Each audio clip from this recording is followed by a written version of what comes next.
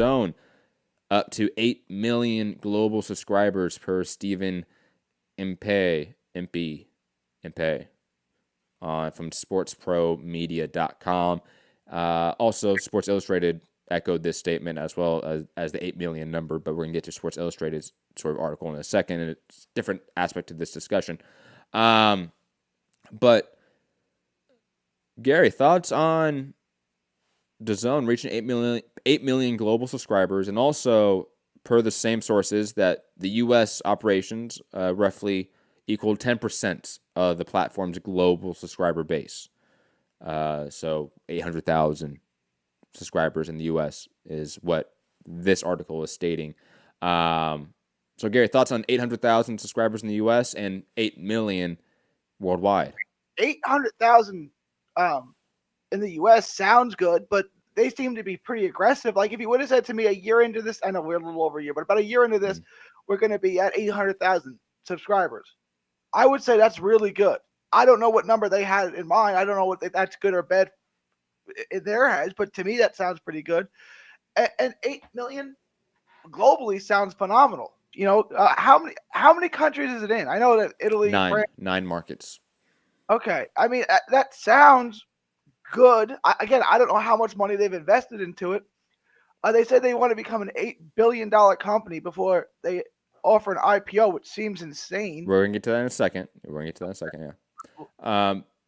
Let's just get to it now. Fuck it. Yeah, why wait?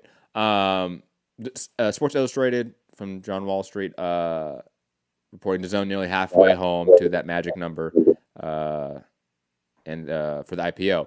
Obviously, they're looking for 20 million total subscribers worldwide. And an interesting aspect to this article is that if they don't reach that, per se, that 20 million mark, that if an IPO isn't in the cards, this is the writer speaking, DAZN's international footprint would presumably also make the company attractive from an acquisition standpoint to one of the big U.S.-based linear players. Think Turner, CBS, ESPN. And what do you think is the likelihood of DAZN either being successful, hitting that 20 million mark, going IPO, going public, being valued as an $8 billion company, or them not reaching those marks and then selling off to a bigger U.S. corporation? Which one do you think is more likely? They're not going to hit $8 billion valuation anytime soon, meaning 20 million subscribers. I don't think, unless they do something drastic, like an NFL package. So I think it's more likely that they'll be sold off to one of the big hitters. Now, that sucks because it's just going to be another arm of ESPN or Disney or whoever wants to buy it. Which, like, what's wrong with monopolies? Well, you get the same thing over and over again, right? So I'm not a fan of that, but if they can get their money back or make money on it, they're happy to do that. As far as going public, I don't understand why 8 billion is the magic number. Like, I know Coinbase and Instacart are both about $8 billion, valued at about $8 billion, and they're going public. But, like, it just is the magic number for some reason.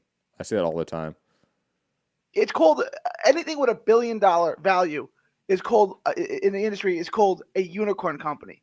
Like, you can go public and have a decent IPO with a value of way less than $1 billion. I don't understand, like, why 8 billion? Like, why did you come up with that number? Just because other companies did it? Maybe. I'm curious to see maybe maybe there's a similar owner with those other companies. I mean, that's possible. Maybe similar amount of debt.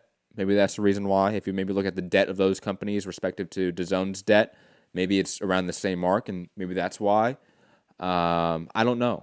I mean, you know far more about the stock market than I do, I would say. So I can't see DAZN. Like, Coinbase has 13 million users. Instacart revolutionized an industry, right? You can get your groceries in an hour. I can't see any time in the relative future DAZN being that big. I'm not trying to, you know what I'm saying? Like, if I start a pizzeria down the street saying I'm going to be as big as McDonald's, probably not. You know what I'm saying? Like, it's probably not going to happen anytime soon. It's going to take years. You're talking about huge companies, man. No, you're right. No, you're not wrong. You're not wrong at all. I'm not laughing at you. I'm laughing with you, Gary. Okay, because I mean, it is this massive uphill battle, it seems, for DAZN, and I've just been saying that for months now, it seems. So I feel like I've been echoing myself and repeating myself. It's just, you also see like it's. I'll put it this way. At the same time, DAZN's uphill battle seems steep, but they're hitting almost 1,000% in terms of revenue increases in the last cycle. So like they're hitting certain marks where you think like they're on the right trend in terms of revenue. That if they can just hold on long enough and weather the storm of the competing market, which is a difficult market. You have ESPN Plus, obviously, which has 3.5 million subscribers in the U.S. alone, by the way. So they almost have half of what DAZN has globally. It's also a quarter of the price, just saying. Yeah, that too. In just one market, really. And again, I wonder where we go here. Does DAZN hit that number and survive, or do we get a buyout? And then obviously we have the third aspect where they just go bankrupt and they just fold and we never hear about DAZN again, which I doubt though. I think they have probably enough aspects to their corporate portfolio that a CBS or a Turner is going to want to buy them up, at least from a pure apparatus standpoint. Like DAZN's UI is amazing. Like maybe another company will be looking at that and saying, let's just buy them out if we're Turner Sports and make Bleacher Report Live the DAZN format and system. That would be fantastic in a way, right? I see that being more of the path and more of the likelihood, let's be honest, for DAZN is a buyout in the next 2 years.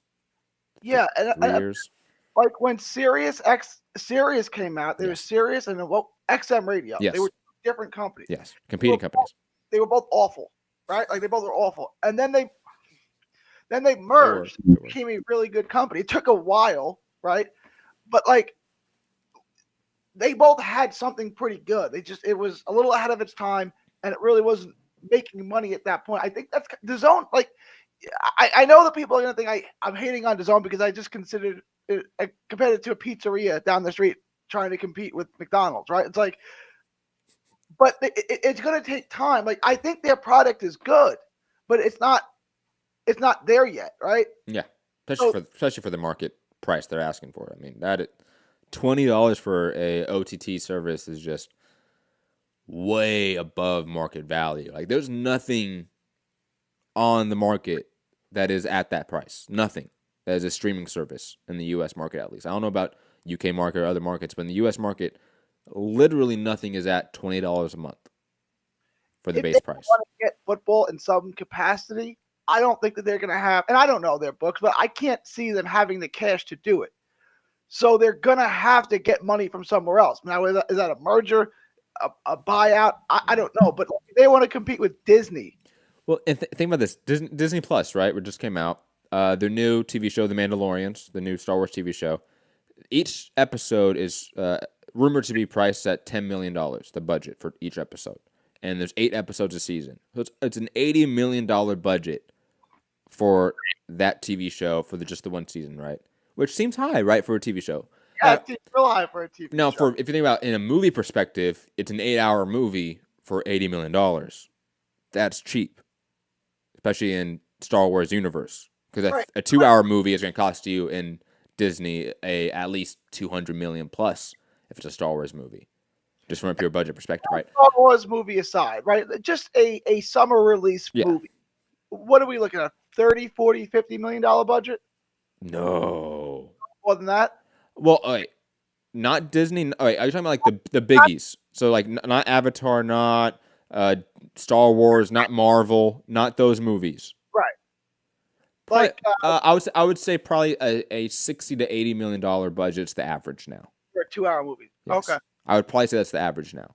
So much money. It is. It's a lot of money. But think about this: Canelo Alvarez in 2 fights for DAZN is going to cost almost the entire budget for a new Star Wars TV show from Disney Plus that has gone viral. That is massive, right?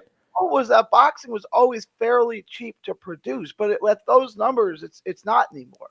Yes, and what's funny? I was talking to John Nash from Bloody Elbow. I talk about a lot, right? As one of the best journalists in the game, one of the best business journalists in the game too in combat sports. He said, and I should have asked him like where can I find these numbers, that actual revenue is slightly up for these TV networks for boxing. I don't know how that's true, but he did at the end sort of agree with my take that, look, the market can't sustain this. We're probably going to see a DAZN or certain entities leave the market at some point because it's just too competitive and these prices are too high. But again, in comparison to other entertainment out there, DAZN is paying so much and getting back so little. It's just so hard to really think that they have a long-term viability with the current numbers that we're seeing. And if you have just a base understanding of sports entertainment or entertainment period in terms of budgets, they're spending a lot and they're not getting back nearly as much as people think they are. And also, I think globally speaking, where most of their subscriber base is, obviously 90% of their subscriber base is overseas, not in the U.S., right? I think in large part that's because those overseas markets for DAZN, they do have big-time rights. Like in Canada, they have all the NFL rights. That's massive. Any Canadian that's watching the NFL has DAZN because they have to. I think in Japan and certain countries, like all the UFC fights are on DAZN. Like there are certain markets where they have premium content, and that is driving up interest. In the U.S., they really don't have the premium content yet. And I've said this in the past, even their boxing and their MMA content at times is, even most of the time, not the premium content in the sport. Kind of like the B-level stuff most of the time. Obviously, there's some great boxing fights they've had. Don't get me wrong, they have some big names. But there's a lot more of just B-level fights and B-level matchups. Same with ESPN Plus. They've watered down their product. Gary? That's because the product, boxing specifically, is watered down. Mm-hmm. So you're either going to have to go to less fights, or it's going to have to be a streaming-only kind of sport, right? Like where, although Fox is doing really good. So